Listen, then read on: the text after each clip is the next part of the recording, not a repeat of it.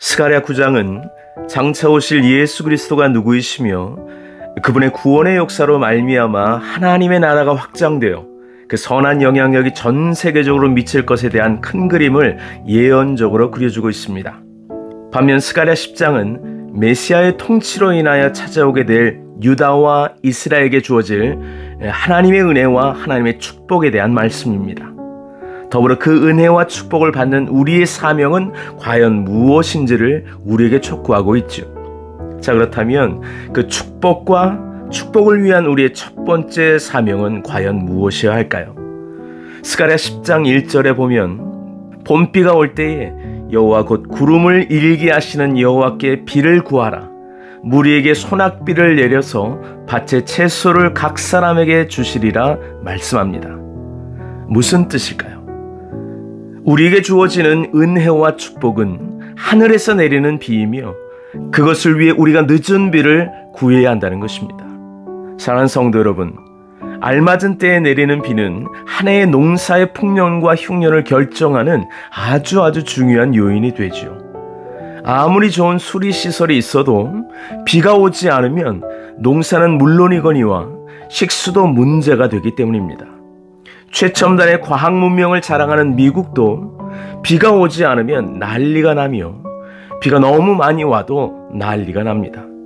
특별히 과거 가나안 땅은 비가 오지 않으면 살 수 없는 하나님의 은혜가 필수적인 땅이었습니다. 그렇기 때문에 비가 오느냐 비가 오지 않느냐는 단순히 앞서 언급한 식수나 농사에 필요한 비 그 이상의 의미를 가지고 있었습니다. 바로 비 자체가 비를 허락하시는 하나님의 은혜를 뜻하고 있기 때문입니다. 호세아 10장 12절에 보면 너의 묵은 땅을 기경하라. 지금이 곧 여호와를 찾을 때니 마침내 여호와께서 오사 공의를 비처럼 너희에게 내리시니라 말씀합니다. 또한 시편 72편 6절로 7절에서도 이는 벤 풀 위에 내리는 비같이 땅을 적시는 소낙비같이 내리리니 그의 날에 의인이 흥왕하여 평강의 풍성함이 달이 닿을 때까지 이르리로다 라고 말씀하기도 하죠. 자, 여기서 중요한 것은 이 비에 담긴 참된 의미는 비 자체보다도 비를 허락하시는 하나님의 은혜를, 바로 그 하나님 자체를 소망하라는 것입니다. 그렇습니다. 비가 천하 만물에게 필요하듯 하나님의 은혜 역시 우리 모두에게 필요하다는 사실. 우리 모두가 비가 내포하는 하나님의 은혜를 깨닫는다면 비와 관련된 또 하나의 중요한 메시지를 간과하지 말아야 합니다. 그것은 바로 비가 내리지 않았던 성경의 사건 이면에 흐르고 있는 하나님의 뜻인데요. 북왕국 이스라엘의 아합 왕 시대에 그 유명한 3년 반 동안 전혀 비가 내리지 않았던 사건이 등장하죠. 중요한 것은 왜 비가 내리지 않았는가입니다. 그 이유는 아합 왕이 바알 우상신을 섬겼기 때문이었습니다. 이스라엘은 하늘의 해와 달과 별, 그리고 비와 이슬의 근원이 하나님이라는 신앙 위에 서 있었습니다. 그럼에도 불구하고 바알 신을 섬겼다는 것은 하나님의 은혜를 외면한 채 하나님을 떠난 신앙의 실패를 의미했던 것이죠.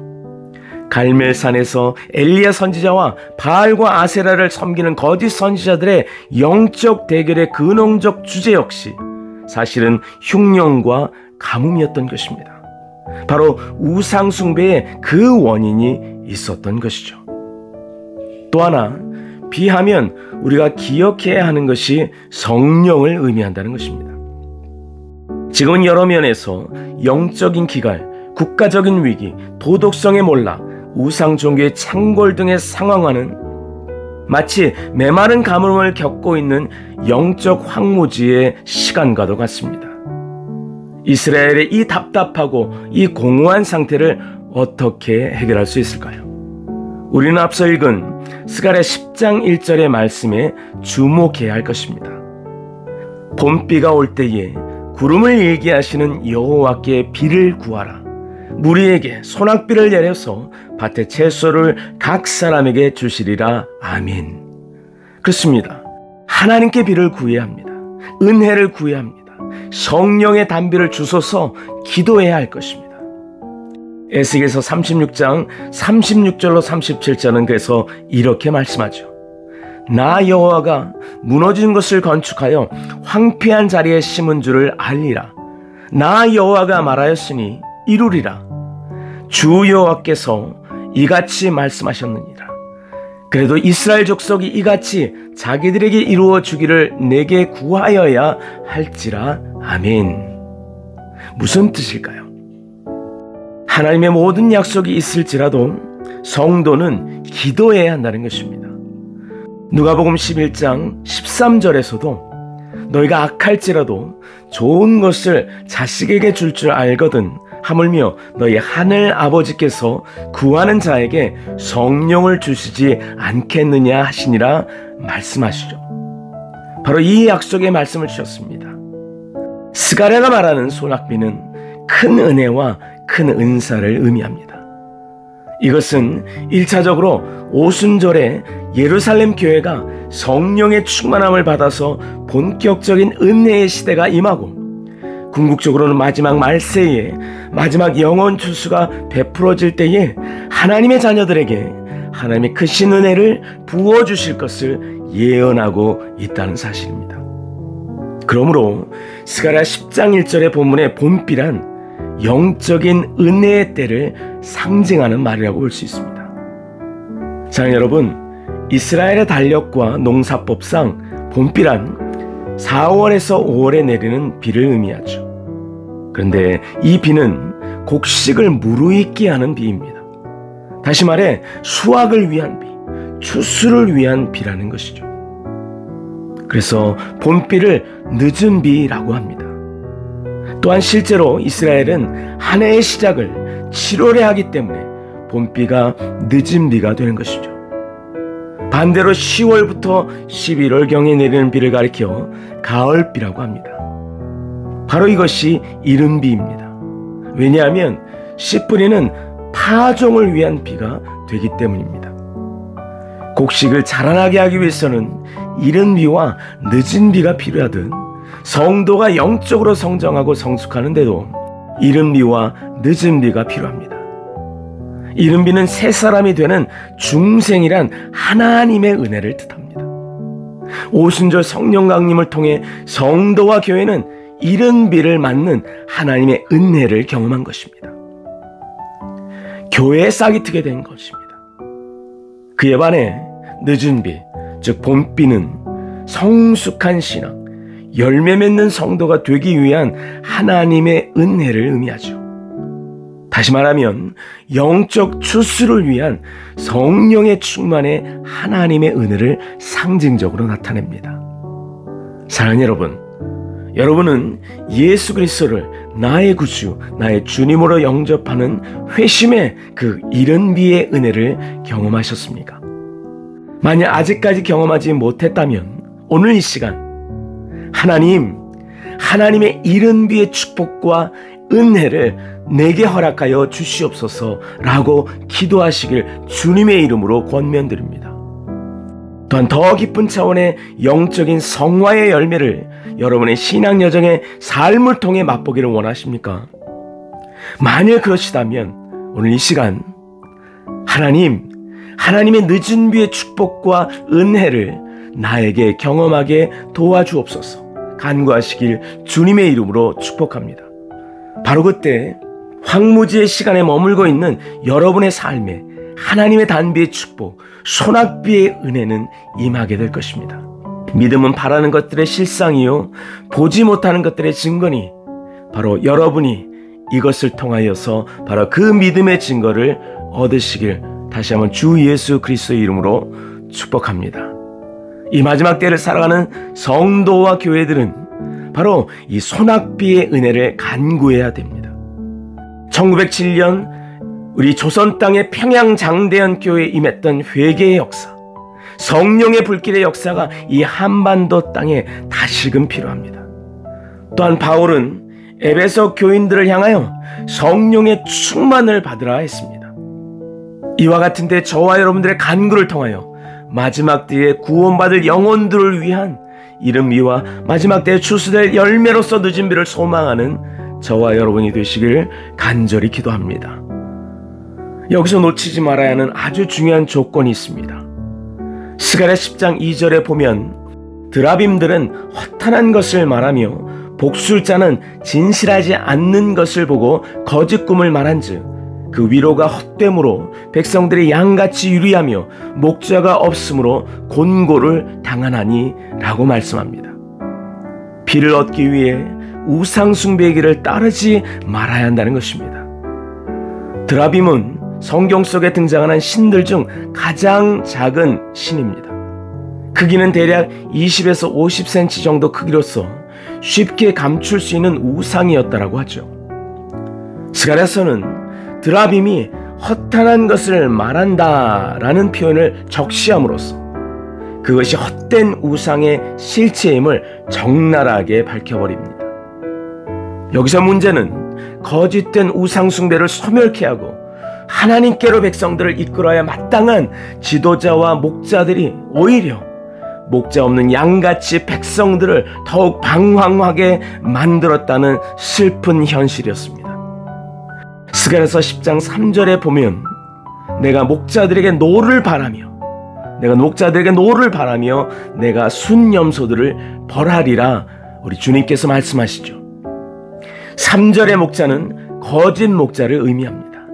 그리고 순염소란 하나님의 양떼 곧 하나님의 택한 백성을 괴롭혔던 모든 이방의 세력들을 비유하고 있습니다. 자, 그렇다면 오늘 본문에서 말씀하고 있는 여호와 하나님, 우리의 구세주 메시아는 과연 어떤 분이실까요? 여기에 예수님의 너무나도 귀하고 존귀한 정체성이 등장합니다. 선한 목자. 구약 성경에서 특별히 여호와 하나님을 선한 목자로서 비유하고 있는 이유는 무엇일까요?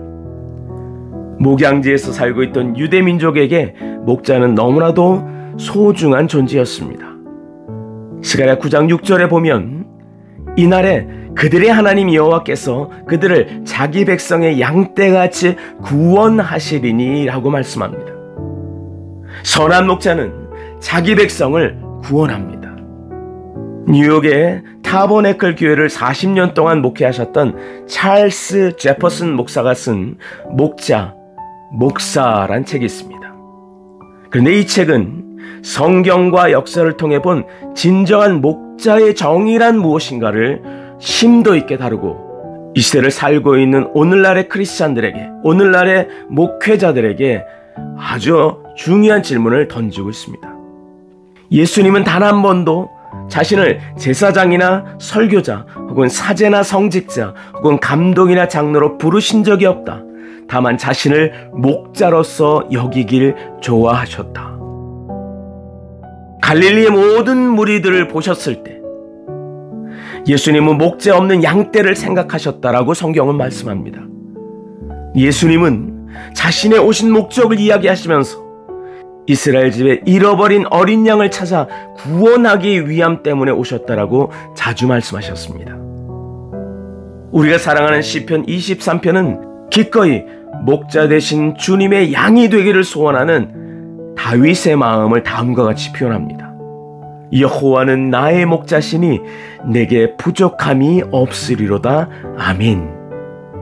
이스라엘 민족의 정신을 유지시켜 주신 것은 다름 아닌 하나님의 선한 목자상이셨던 것이죠. 이사야서 40장 11절을 말씀합니다. 그는 목자같이 양떼를 먹이시며 어린 양을 그 팔로 모아 품에 안으시며 젖먹이는 암컷들은 온순히 인도하시리로다. 아멘.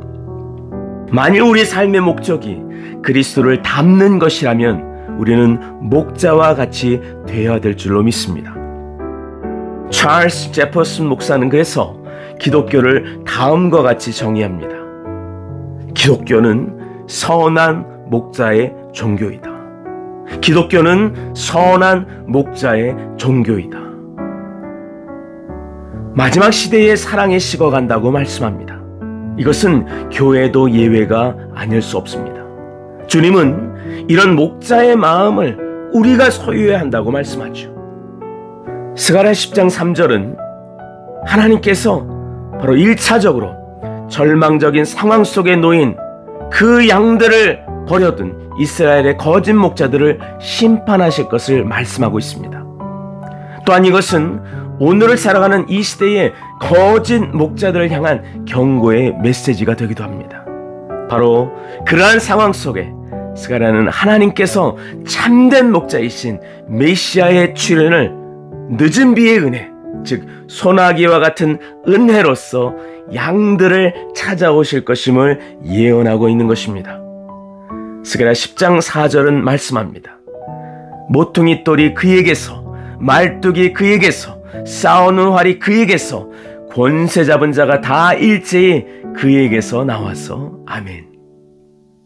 흔들리고 어그러진 리더십으로 양들을 헤매게 하고 고통 가운데 빠지게 만든 거짓 목자가 아닌 진짜 선한 목자가 오신다는 것입니다. 그분이 바로 예수 그리스도, 우리 모두의 선한 목자라고 말씀합니다. 그런데 스가랴 10장 4절에 그 선한 목자를 달리 어떻게 표현하고 있습니까? 첫째, 장차 오실 메시아 그분은 모퉁이 돌이라는 것입니다.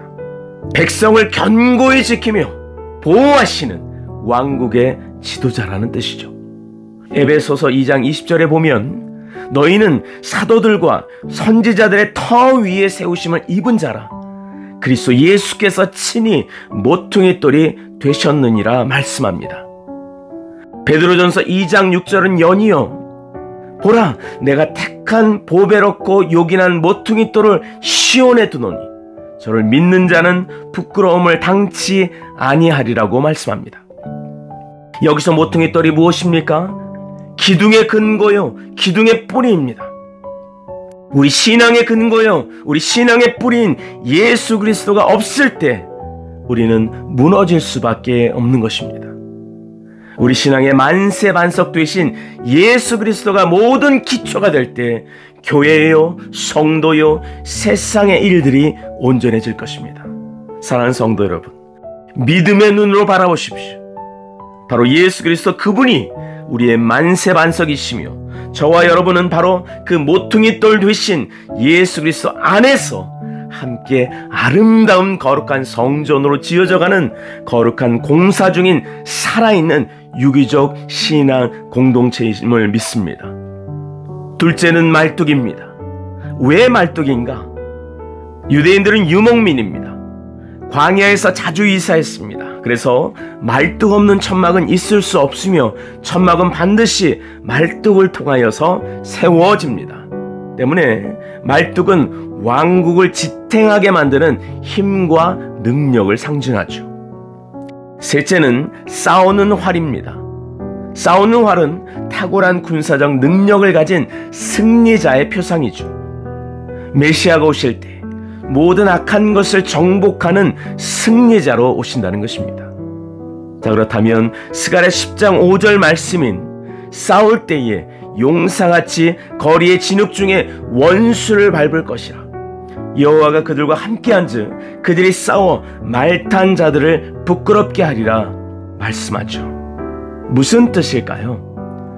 저와 여러분은 모퉁이 돌 되신 예수님, 말뚝과 같이 우리를 세워주시는 예수님, 그리고 우리를 위해 싸우시는 예수님 때문에 구원을 받게 될 것이라는 말씀입니다. 이것은 역사적으로는 당시 정복자들의 권세의 상징이었던 말탄자, 즉 기병을 꺾게 되는 이스라엘의 마카비 혁명의 승리를 힌트하고 있으며, 두 번째는 한 걸음 더 나아가 바로 마지막 때 주님 재림 시 만왕의 왕을 따르는 주의 신실한 성도들의 최후 승리를 예언하고 있는 것입니다. 사랑하는 여러분, 기억하십시오. 주님이 우리를 위해 대신 싸워 주고 계십니다. 아니, 대신 싸워 주실 것입니다. 싸우는 전쟁의 화살처럼 우리에게 최후 승리를 주실 것입니다. 그때까지 우리가 해야 하는 것은 선한 목자이신 예수님의 품 안에서 승리하는 생활입니다. 그리고 그 목자의 마음과 그 목자의 성품과 그 목자의 행동으로 주의 또 다른 양들을 돌보는 것입니다.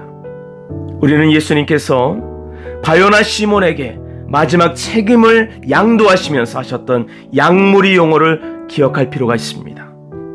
내 양을 먹이라. 내 양을 치라. 내 양을 먹이라. 이 말을 달리 말하면 어떤 뜻일까요? 선한 목자를 닮은 목자가 되라는 것입니다. 그리고 그 목자의 일을 하라는 것입니다. 디베랴 새벽 바닷가에서 실패한 제자들을 찾아와 그들을 측은히 바라보시며 건네주셨던 바로 그 시선, 그것은 다른 어떤 시선이 아니었습니다. 목자의 시선이었습니다. 우리의 선한 목자는 목자장으로서, 그런데 곧 큰 하늘의 나팔 소리와 함께 이 마지막 때에 다시 오실 것을 약속하셨습니다. 그리하면 목자장이 나타나실 때에 시들지 아니하는 영광의 관을 얻으리라. 아멘. 그러면서 바로 선한 목자를 기다리는 우리의 양됨을 어떻게 해야 하는지 강력하게 이렇게 말씀하죠. 함께 같이 읽겠습니다. 베드로전서 5장 6절로 8절의 말씀입니다. 그러므로 하나님의 능하신 손 아래서 겸손하라. 때가 되면 너희를 높이시리라. 너희 염려를 다 주께 맡기라. 이는 그가 너희를 돌보심이라. 근신하라. 깨어라. 너희 대적 마귀가 우는 사자같이 두루다니며 삼킬 자를 찾나니 너희는 믿음을 굳건하게 하여 그를 대적하라. 할렐루야. 아멘. 선한 목자 되신 주님께 여러분의 모든 고민을 맡기십시오. 그분은 사꾼 목자가 아닙니다. 우리를 돌보시는 선한 목자이십니다. 그리고 하나님의 능하신 손 안에서 겸손하십시오. 때가 되면 높이실 것입니다. 또한 근신하여 깨어나십시오. 굳건한 믿음으로 마귀를 주 예수 그리스도의 이름으로 대적하십시오. 바로 그때 진정한 소낙비의 은혜, 늦은 비의 은혜는 충만히 임하게 될 것입니다. 아멘. 스가랴 10장 6절로 12절의 말씀은 이스라엘의 미래적 회복을 집중적으로 예언하고 있습니다. 근데 흥미로운 것은 앞서 언급했듯 목자와 양의 관계를 통하여 하나님께서 당신의 백성들을 사방 그리고 열방 가운데로부터 부르는 모습을 제시함으로써 이스라엘만이 아닌 신약교회의 이방인 구원 사역을 큰 그림 언어로서 예표하고 있습니다. 자, 이러한 구원의 대상에 대한 힌트는 스가랴 10장 6절로 7절에서 살펴볼 수 있는데요. 내가 유다 족속을 견고하게 하며 요셉 족속을 구원할지라. 내가 그들을 긍휼히 여김으로 그들이 돌아오게 하리니 그들은 내가 내버린 일이 없었음 같이 되리라. 나는 그들의 하나님 여호와라. 내가 그들에게 들으리라. 에브라임이 용사 같아서 포도주를 마심같이 마음이 즐거울 것이요 그들의 자손은 보고 기뻐하며 여호와로 말미암아 마음에 즐거워하리라. 아멘. 자, 여기서 유다 족속은 남왕국 유다의 두 지파를 가리키며 요셉 족속과 에브라임은 북왕국 이스라엘 10지파를 각각 지칭합니다. 즉 이러한 표현은 궁극적으로 이스라엘 12지파 전체를 지시하는 언어입니다. 따라서 주님이 말씀하시고자 했던 의도는 분열된 상황과 상관없이 하나님께서 그들과 맺은 아브라함 언약에 근거하여 전 이스라엘 신앙 공동체에 임하게 될 약속의 성취를 말씀하고 있는 예언입니다. 스가랴 강의 가운데 여러 번 반복해서 했던 말 중에 하나가 아브라함 언약은 하나님 나라의 완성에 대한 모티브를 담고 있다고 말씀드렸습니다. 특별히 아브라함 언약은 하나님 나라의 완성이란 대구원 계획 속에서 그에 속하게 될 백성이 하이라이트 되고 있습니다. 믿음의 조상 아브라함 안에 있는 유대인과 이방인의 하나됨, 주 예수 그리스도를 믿는 유대인과 이방인의 한 가족됨, 그리고 영원한 하나님 나라의 가족으로서 주 안에 있는 차별 없는 유대인과 차별 없는 이방인의 연합을 예언하고 있다는 것입니다. 그것이 바로 아브라함 언약의 핵심이며 스가랴 10장 6절로 7절 역시 그러한 빅픽처 안에서 회복될 하나님의 언약과 그 언약의 백성들의 궁극적인 영광의 모습을 나타내고 있는 것입니다.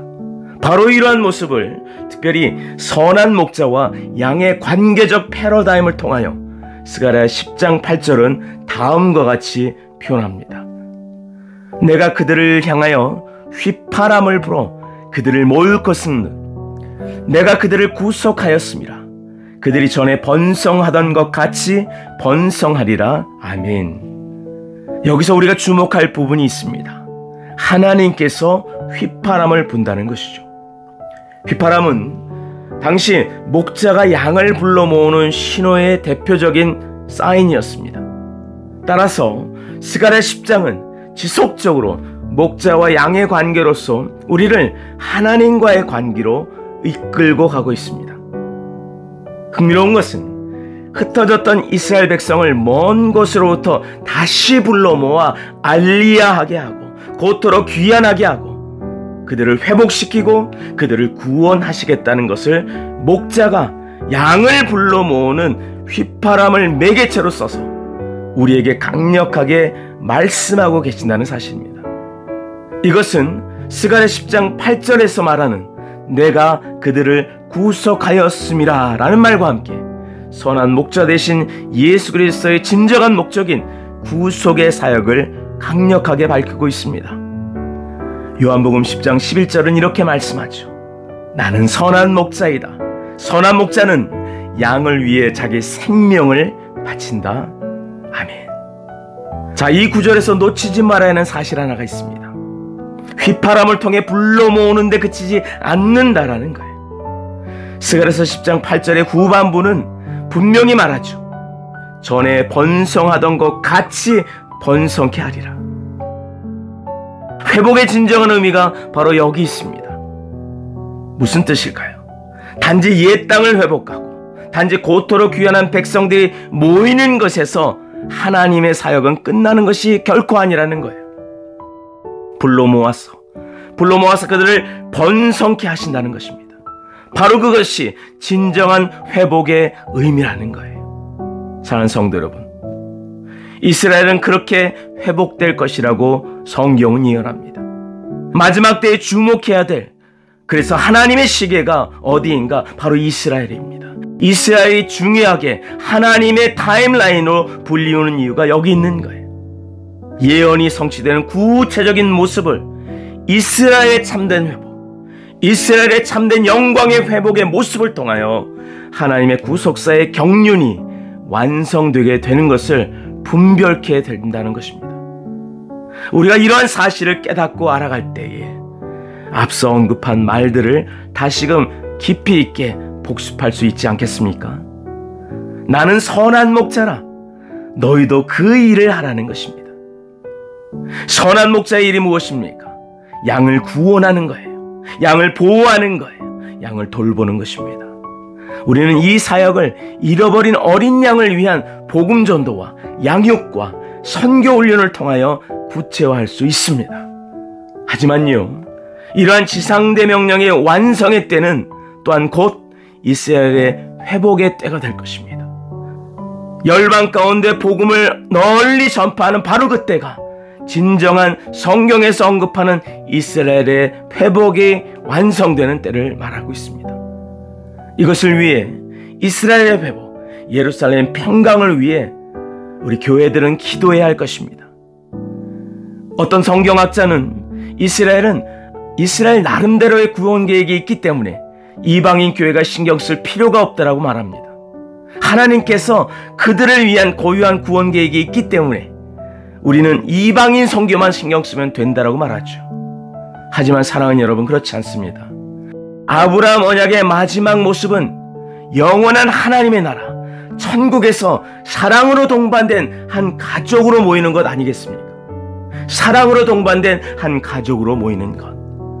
진정으로 주 안에서 사랑하는 형제요 자매로 우리가 유대인과 이방인이 하나 되는 것을 가리켜서 서로 사랑하라고 하는 것입니다. 그것이 진정한 둘째 계명의 완수의 모습입니다. 우리는 그래서 이스라엘 위해서 중보해야 합니다. 예루살렘의 구원과 평화를 위해 복음도 전파해야 됩니다. 그리고 주 안에 한 가족됨으로 그들을 위한 사랑의 도움을 흘려보내야 할 것입니다. 그것이 바로 아버지의 마음, 진정한 선한 목자가 우리 모두를 향한 마음인 거예요. 스가랴서 10장 9절은 연이어서 이렇게 말씀합니다. 내가 그들을 여러 백성 가운데 흩으려니와 그들이 먼 곳에서 나를 기억하고 그들이 살아서 그들의 자녀들과 함께 돌아올지니라. 아멘. 1차적으로 이스라엘을 여러 백성들 가운데 뿌렸다, 흩어버렸다는 것은 첫째는 징계의 의미와 둘째는 축복의 의미가 공존하고 있습니다. 징계가 무엇일까요? 우상 숭배를 통해 하나님께 순종하지 않음에 대한 징계요, 장차 예수 그리스도를 메시아로 믿지 않게 됨으로 말미암아 발생하는 징계를 의미하죠. 하지만요, 그들을 통하여 복음이 이방에 전해져서, 흩어진 그들을 통하여 복음이 이방에 전해져서 이방인들과 함께 예루살렘에 다시 모여 풍성한 수확을 거두게 되리라는 하나님의 놀라운 섭리, 그리고 그 비밀한 계획의 완성은 축복의 의미가 있다는 것입니다. 스가랴서 10장 10절에 보니 내가 그들을 애굽 땅에서 돌아오게 하며 그들을 아수르에서부터 모으며 길르앗 땅과 레바논으로 그들을 이끌어 가리니 그들이 거할 곳이 부족하리라 말씀합니다. 애굽과 아수르는 유대인들이 포로되고 종되어서 흩어졌던 모든 이방 지역을 지시하는 제휴법적 표현입니다. 반면 길르앗과 레바논은 이스라엘이 앞으로 영원토록 거하게 될 그 영적 가나안을 상징할 때 쓰는 표현입니다. 이러한 관점에서 볼 때 1차적으로 장차 일어날 마지막 때의 고토 귀환을 여전히 의미하고 있습니다. 하지만 여기서 여러분이 놓치지 말아야 될 것은 궁극적인 의미예요. 주님께로 돌아오는 영적 상태의 변화로의 회복을 말하는 것입니다. 그런데 이러한 역사 가운데 우리에게 다가오는, 아니 우리가 통과해야 하는 과정이 있다는 거예요. 바로 이 완성을 위해서는 통과해야 될 과정이 있다. 스가랴 10장 11절로 12절 이 마지막 절들은 이렇게 말씀합니다. 내가 그들이 고난의 바다를 지나갈 때에 바다 물결을 치리니 나일의 깊은 곳이 다 마르겠고 아수르의 교만이 낮아지겠고 애굽의 규가 없어지리라. 내가 그들로 나 여호와를 의지하여 견고하게 하리니 그들이 내 이름으로 행하리라. 나 여호와의 말이니라. 아멘. 출애굽한 이스라엘의 홍해 도하와 광야 여정, 그리고 바벨론 귀환의 모든 과정은 누구를 통해? 하나님을 통해 인도되고 하나님을 통해 보호되고 하나님을 통해 이루어졌음을 지금 증언하고 있는 것입니다. 그래서 내가라는 주어로 시작하는 거예요. 그리고 이 영적 원리는 오늘을 사는 모든 성도들의 삶에도 똑같이 적용됩니다. 그런데 사랑하는 여러분, 우리가 정말로 기억해야 하는 것이 있습니다. 그 모든 과정에 우리의 목자는 양을 떠나지 않으신다는 거예요. 그들과 함께하고 때론 사망의 음침한 골짜기로 다닐지라도 그들이 결코 망하지 않게 하는 이유는 그들을 선한 목자께서 지팡이와 막대기로 인도하고 계시다는 것입니다. 이 사실을 믿으시기 바랍니다. 선한 목자께서는 우리를 보호하신다는 거예요. 그 모든 과정을 통하여 양들은 그 목자를 배우기 시작합니다. 그리고 변하기 시작합니다. 그리고 목자의 성품과 뜻을 따라가기 시작합니다. 알고 봤더니 하나님께서 1년의 모든 고통의 파도를 허락하셨던 단 하나의 이유는 스가랴 10장 12절 말씀처럼 여호와를 의지하여 견고하게 하시기 위함 때문이었던 것입니다. 믿습니까? 아멘. 그렇습니다. 사랑하는 여러분, 우리 인생에서 주님의 목자됨을 깨닫는 순간 배우는 가장 큰 교훈이 무엇일까요? 나의 목자는 선한 목자라는 것이고, 그렇기 때문에 내가 그분께 모든 것을 맡기는 순종을 드리라는 것입니다. 이것이 바로 우리의 목자 되심을 통해서, 그리고 우리의 양됨을 통해서 배우게 되는 가장 중요한 성경의 영적 원리인 것입니다. 주님께 맡기십시오. 주님께 모든 것을 맡기는 순종을 드리시길 주님의 이름으로 축원합니다. 그렇습니다. 우리가 바로 이러한 선한 목자 되신 예수 그리스도의 은혜를 구해야 될 줄 믿습니다. 약속된 그 늦은 비, 소낙비의 은혜를 내려달라 지금 기도하십시오. 그리고 한 걸음 더 나아가 우리와 함께 하시는 목자의 마음을 아는 것입니다. 그 목자의 마음으로 목자의 일을 하는 것입니다. 하나님이 경륜 가운데 하나님 지금도 이 목자 리더십의 특권과 책임을 우리로 훈련시키고 계시며 하나님의 뜻을 위하여 우리를 그 목자의 걸음으로 초청하고 계십니다. 진정한 하나님의 회복회로의 초청이 저와 여러분의 삶 속에 이 말씀을 통하여 새롭게 정비되는 새로운 도약이 있으시길 주님의 이름으로 축복합니다. 함께 기도하겠습니다. 존귀하신 아버지 하나님, 감사합니다. 진정한 우리의 선한 목자 되신 주님의 성품과 그 일과 그 사랑하심을 배우게 하셔서 오늘 살아가는 우리 모두에게 바로 주님이 나와 함께 하시고 내가 주님께 모든 것을 맡기고 순종을 선언함으로 말미암아 선한 목자 되신 주님을 온전히 따라가는 진정한 양됨을 회복하게 하여 주옵소서. 때가 악한 이 때에, 이 마지막 때에 다시 한번 주님과 깊은 목자와 양의 교제와 그 관계의 깊이를 더하셔서 다시 한번 하나님의 마음의 뜻과 생각을 온전히 따르고 하나님의 나라와 하나님의 영광을 위해 살아나는 우리 모두가 되게 주님 축복하여 주시옵소서. 예수 그리스도의 이름으로 간절히 기도 올리옵나이다. 아멘.